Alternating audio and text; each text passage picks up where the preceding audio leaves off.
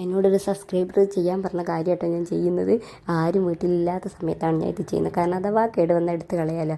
അങ്ങോട്ട് കുറച്ച് പച്ചമല്ലി, കുറച്ച് കുരുമുളക്, കുറച്ച് പരിപ്പ് കടല, പിന്നെ 4-5 വറ്റൽമുളക്, പിന്നെ കുറച്ച് കറിവേപ്പില, കുറച്ച് തൊലി കളയാത്ത വെളുത്തുള്ളി, പിന്നെ മെയിനായിട്ട് വേണ്ടത് പുതിനച്ചപ്പായിരുന്നു. അതില്ലാത്തതും കൊണ്ട് ഞാൻ മല്ലിച്ചപ്പ് നന്നായിട്ട് വറുത്തെടുത്ത് പൊടിക്കുകയാണ്.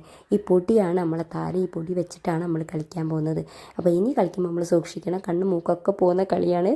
പല പൊട്ടിത്തെറികളുണ്ടാവാം. മുട്ട പുഴുങ്ങി പൊരിക്കാൻ പോകുക. അപ്പോൾ ഹെൽമെറ്റ് ഉണ്ടെങ്കിൽ വളരെ നന്ന്.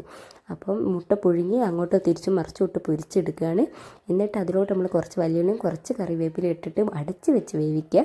എന്നിട്ട് അതിലോട്ട് നമ്മൾ മെയിൻ ഐറ്റമായിട്ടുള്ള ഈ പൊടി അങ്ങോട്ട് വാരി വിതറുക. നന്നായിട്ട് ഫുള്ളായിട്ട് ഇടുന്നുണ്ട് കേട്ടോ. ഞാൻ ഇത് എത്ര കാലം വേണമെങ്കിലും ഫ്രിഡ്ജിൽ കേടുകൂടാണ്ട് സൂക്ഷിക്കാൻ പറ്റും കേട്ടോ.